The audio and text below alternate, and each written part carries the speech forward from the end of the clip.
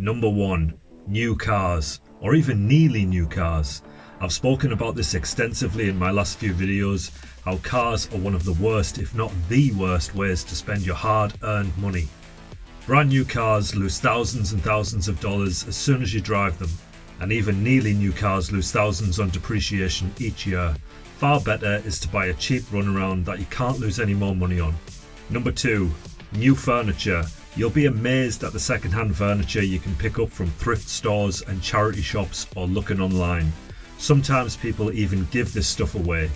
Every single piece of furniture in my house, including the wardrobes, beds, pictures on the walls, TV, even the kitchen appliances, all cost me absolutely zero. Yes, even including these beautiful leather couches. Number 3. Any service or trade I know that I can do myself. Hi again. I actually don't like doing DIY very much, but if it's a job that it's going to cost like hundreds and hundreds of pounds or dollars for a tradesperson to come and do, then I know that all I've got to do is get motivated and do it myself. Something like painting or sanding a floor, I know that I can do that. Usually what I do is I put like half an hour's time aside and just make a start on it. And once you get a bit of momentum with it, it gets a bit easier. You end up doing an hour or two. Sometimes I'll get sick and I'll go back to it, and that's fine. But you've saved a lot of money by doing it yourself if you know that you can. Number 4. Regular cost airline tickets. Traveling and seeing new places is one of my favourite things to do, but there's no way I'm going to pay regular cost airline tickets when I know that I can take a budget flight with a company like Ryanair. I don't think you guys in the US have Ryanair, but you probably have something similar. Here in Europe, Ryanair is the cheapest airline as far as I know. And don't be fooled into thinking just because it's a very budget airline that it has a bad safety record. Ryanair actually has one of the best safety records in the airline industry. Yes, you don't get any food and drink. Yes, it might be slightly more uncomfortable than paying a regular cost airline, but the savings you make is definitely worth it. Number 5. New tyres. This actually might come as a bit of a surprise because hardly anybody knows about this, but I'm going to share it with you right now. It's way cheaper to buy part 1 tyres from a breaker's yard than it is to buy a new tyre or even a remold. These breaker's yards also have the equipment necessary to put the tyre on your car, and they'll only charge you a tiny bit extra to do it. A part 1 tyre will cost about £20 or $25, plus £5 or $5 to fit it at the breaker's yard. This is way cheaper than it would be to buy a brand new tyre, which is probably in triple figures these days. Remolds are very expensive too. Part 1s are the way forward. I'm telling you, go to a breaker's yard, check if they have a part 1, check the tread.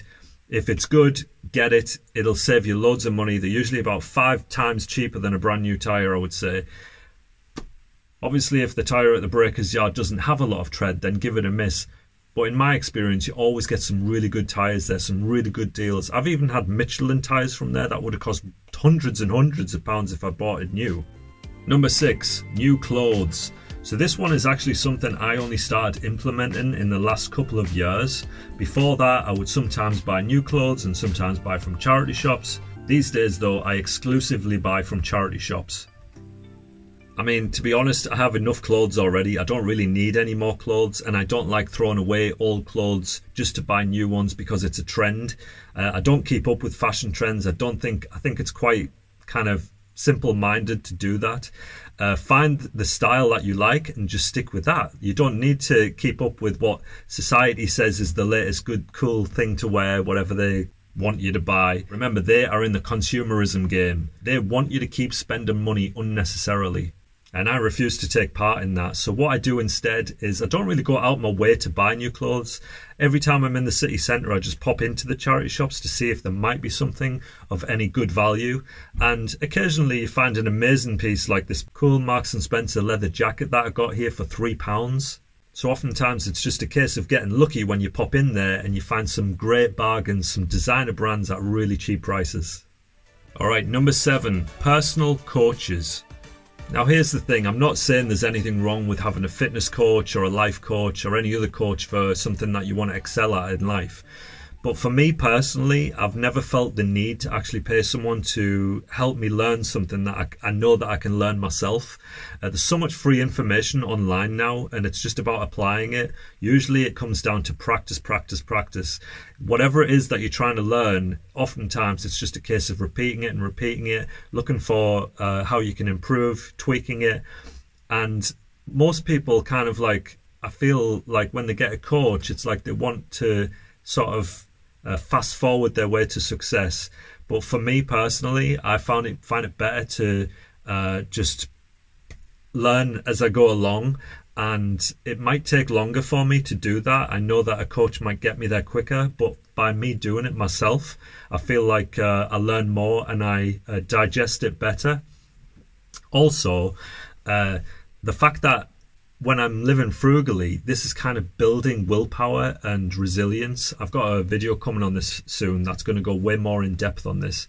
But the fact that I've kind of like cultivated this over a lifetime has made it so that when I do want to put my mind to achieving something, I don't really feel the need to get a coach, because I know that I've got this willpower to do it that I've cultivated, like I said, through things like frugal living. I think frugal living is probably the #1 thing that's made this happen, to be honest. And like I said, I've got a new video coming on this soon where I'm going to go really in depth on frugal living and the effect on the mind. So look out for that. Subscribe to the channel if you haven't already. Number 8, gym memberships. Again, maybe there's some frugalers out there that don't mind forking out the money for a gym membership, maybe because of the social aspect. But for me personally, it makes way more sense to plough the money that you would have spent on a gym membership into buying your own equipment. And if you don't have the space for that, you can at least just get some dumbbells or train outdoors for free, which personally I think is way more fun anyway. Number 9, expensive wedding gifts. Aww, the perfect gift for the perfect couple. Oh, save that card. We need to throw it back in their faces. I mean, I'm not that frugal that I would avoid giving any gift at all, but here's the thing.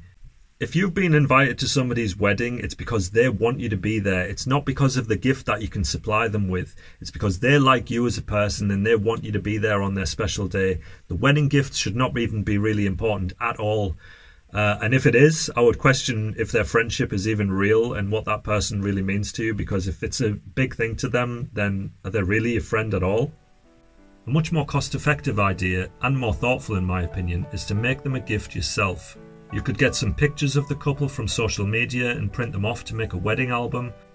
Or another simple idea is to buy a nice frame that you can put like a good poem or some thoughtful message in that's going to stand the test of time over their relationship. Number 10, event, food and drinks. I've never understood why people go to festivals or for days out or to the cinema and don't simply take their own packed lunches.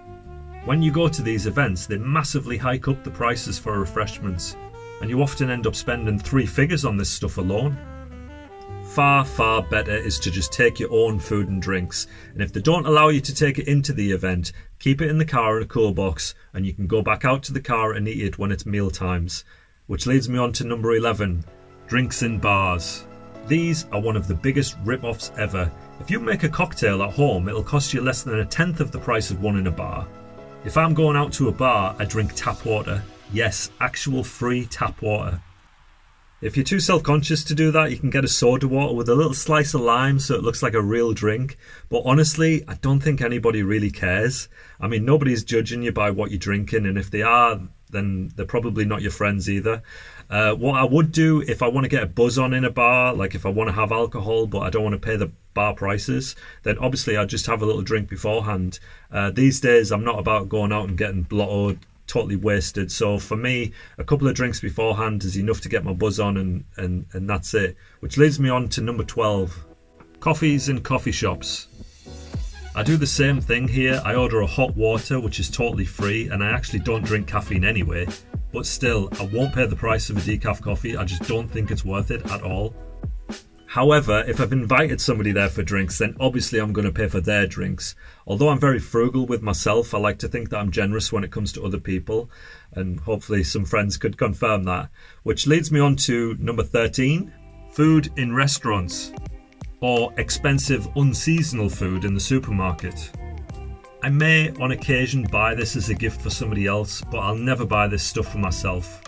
There's loads of tasty food in the world. I don't feel the need to spend $10 on a tiny tub of peppers just because they're stuffed with cheese. Number 14, fizzy soda drinks.